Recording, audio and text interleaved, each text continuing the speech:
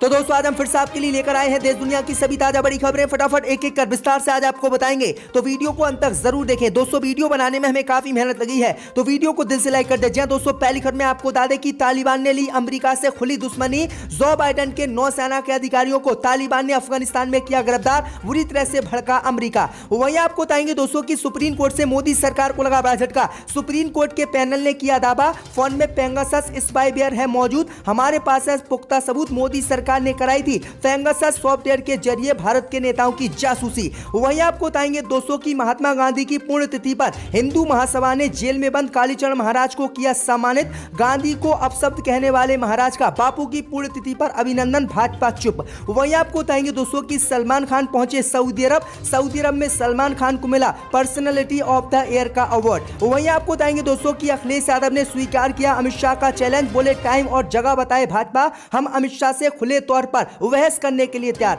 वहीं आपको बताएंगे दोस्तों यूपी में चुनाव से पहले भाजपा को लगा बड़ा झटका। स्वामी प्रसाद मौर्य की बेटी संघमित्रा ने अपने पिता के खिलाफ चुनाव प्रचार करने से किया इनकार। वहीं आपको बताएंगे दोस्तों की बुल्लीबाई ऐप पर मुस्लिम महिलाओं के साथ अभद्रता करने वाले बिश्नोई को कोर्ट ने जमानत देने से किया इनकार। कहा महिलाओं को देवी मानने वाले देश में ऐसा कीर्तन बिल्कुल नहीं है स्वीकार, अन्य भक्तों को झटका। तो दोस्तों सभी खबरों को आपको एक एक कर बताने वाले, वीडियो को लाइक कर चैनल को सब्सक्राइब जरूर कर दें। इसी बीच पर तो दोस्तों अगली खबर की ओर, तो तालिबान ने अमेरिका से ली खुली दुश्मनी। तालिबान ने अफगानिस्तान में अमेरिकी सैनिकों को किया गिरफ्तार, जो बाइडेन को झटका। जी दोस्तों आपको बता दें, ये बड़ी खबर सामने निकल कर आई दोस्तों की तालिबान ने आज अमेरिका से खुली दुश्मनी ली है और तालिबान ने अफगानिस्तान में अमेरिका के कई सेना के अधिकारियों को गिरफ्तार कर लिया है, जिसके बाद अमेरिका तालिबान से बुरी तरह से भड़क गया है और तालिबान को चेतावनी अंजाम भुगतने की आज अमेरिका ने दी है। दरअसल आपको बता दें कि तालिबान ने अमेरिकी नौसेना के एक रिटायर्ड अधिकारी को बंधक अफगानिस्तान में बना लिया है। इस खबर को सुने अमेरिका राष्ट्रपति जो बाइडेन आग बबूला हो गए और पहली बार तालिबान को कड़ी चेतावनी दी।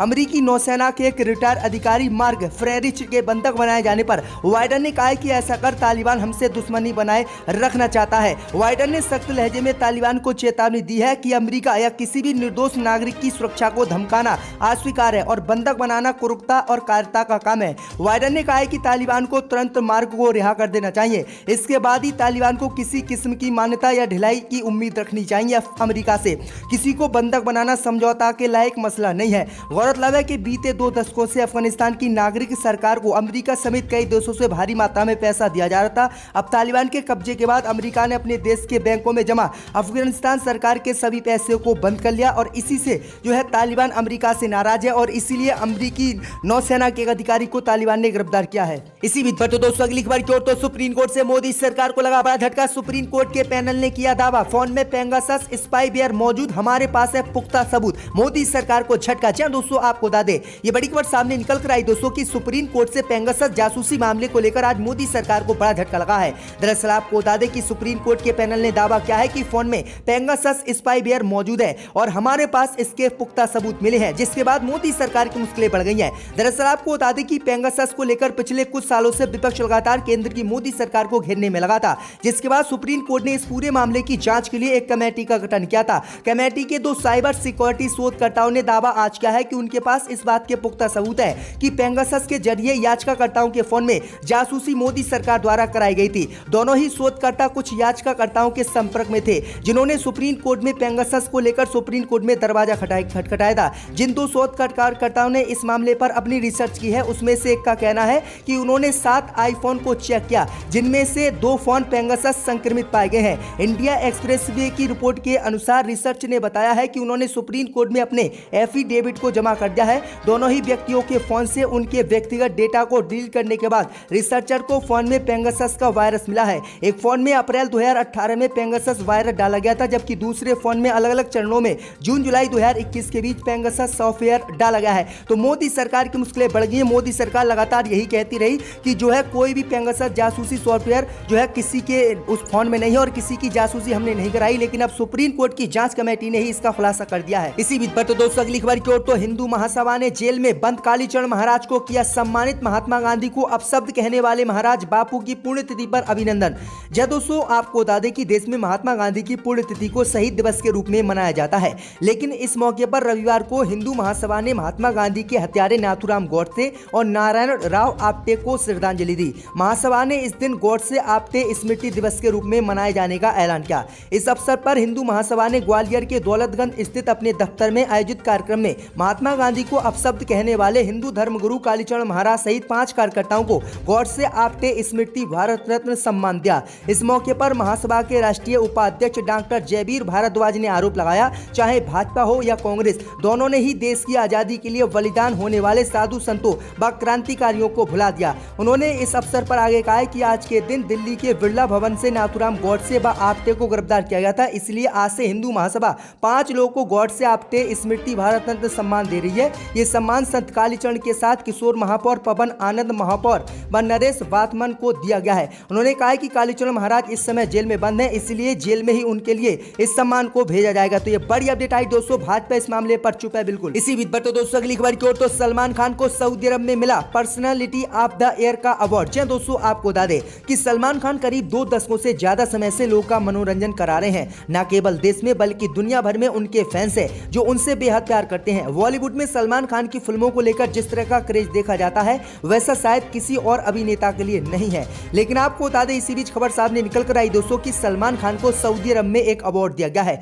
इस अवार्ड का नाम पर्सनालिटी ऑफ द ईयर है। इस अवार्ड की सलमान खान ने तस्वीर भी शेयर की है और सलमान खान सऊदी अरब इस अवार्ड को लेने के लिए रविवार पहुंचे थे। तो ये बड़ी अपडेट आई दोस्तों कि सऊदी अरब में भी सलमान खान की काफी फैन फॉलोइंग लगातार बढ़ती जा रही है। इसी बीच पर तो दोस्तों अगली खबर की ओर, तो अखिलेश यादव ने स्वीकार किया अमित शाह का चैलेंज, बोले टाइम और जगह बताए भाजपा। जी दोस्तों, आपको बता दें कि उत्तर प्रदेश विधानसभा चुनाव को लेकर जुबानी जंग भी तेज हो गई है। अखिलेश यादव ने गृह मंत्री अमित शाह की उस चुनौती पर पलटवार किया है जिसमें अमित शाह ने कहा था कि कानून व्यवस्था के मामले में अखिलेश यादव खुली बहस कर लें। वहीं आपको बता दें कि अब इसी चैलेंज का अखिलेश यादव ने जवाब दिया है। इस जवाब में अखिलेश यादव ने लिखा है कि हम हर चैलेंज के लिए अभी तैयार हैं, सच को तैयारी की जरूरत नहीं पड़ती है, अमित शाह जगह और समय बताएं। क्योंकि आपको बता दें कि शाह की चुनौती पर अखिलेश यादव ने बीते दिन ही कहा था कि मेरे से किसान के सवाल पर भाजपा जब चाहे बहस कर ले। उन्होंने कहा कि भाजपा को यह बताना चाहिए कि कृषि कानून क्यों लाए गए थे और ये कानून अब किसानों के हक में क्यों नहीं है। भाजपा पर तंज कसते हुए अखिलेश ने कहा है कि इन्हें शर्म आनी चाहिए क्योंकि इनकी वजह से 700 किसानों की जान चली गई। क्या भाजपा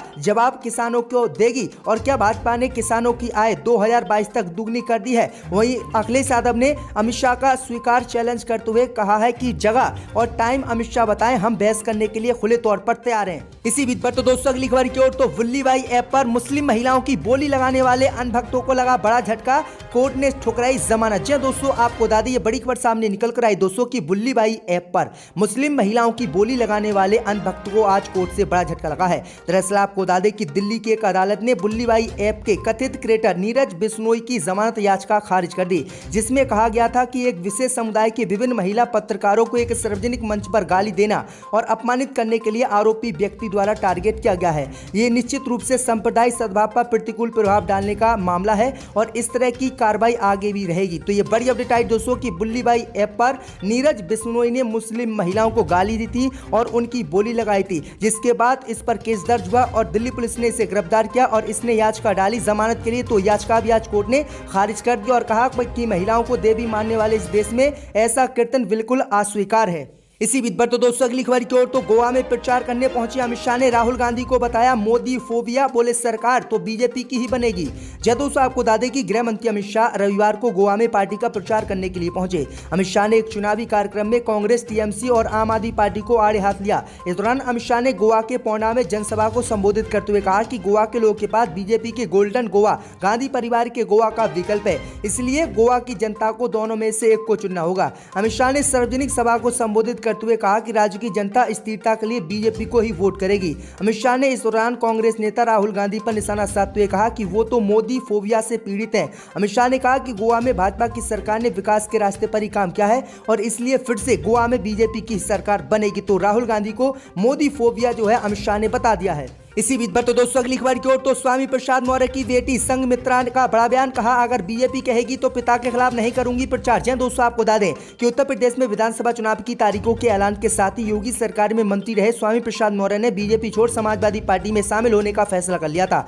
स्वामी प्रसाद मौर्य के साथ कई अन्य विधायक भी बीजेपी छोड़ सपा में चले गए थे, लेकिन इस बीच स्वामी प्रसाद मौर्य की बेटी संघमित्रा मौर्य अभी भी भाजपा में बनी हुई है। एक ताजा इंटरव्यू में उन्होंने कहा है कि उनके पिता के सपा में जाने के बाद उन पर ऐसा कोई दबाव जवाब नहीं है जिससे कि वो बीजेपी छोड़े। उन्होंने कहा है कि वो बीजेपी में है और आगे भी रहेंगी। एक इंटरव्यू के दौरान मौर्य ने कहा है कि वह यूपी विधानसभा चुनाव के दौरान अपने पिता के खिलाफ जाकर प्रचार नहीं करेंगी। दरअसल आपको बता दें कि जब इंटरव्यू के दौरान उनसे पूछा गया कि अगर हाईकमान या प्रधानमंत्री मोदी उनसे कहते हैं कि आपको स्वामी प्रसाद मौर्य की सीट पर बीजेपी का प्रचार करना है तो आप क्या करेंगे, इस पर सवाल का जवाब देते हुए संघमित्रा ने कहा है कि पहली बात तो बीजेपी हाईकमान ऐसा नहीं करेगा और अगर ऐसी स्थिति आती है तो मैं हाईकमान से कहूंगी कि वो अपने पिता के खिलाफ प्रचार नहीं कर पाएंगी। इसके बदले पार्टी पूरे प्रदेश में कहीं पर भी प्रचार करवा ले। तो ये बड़ी अपडेट आई दोस्तों कि भाजपा को बड़ा झटका स्वामी प्रसाद मौर्य की बेटी ने दिया है। यहाँ पर आकर अपने फाइल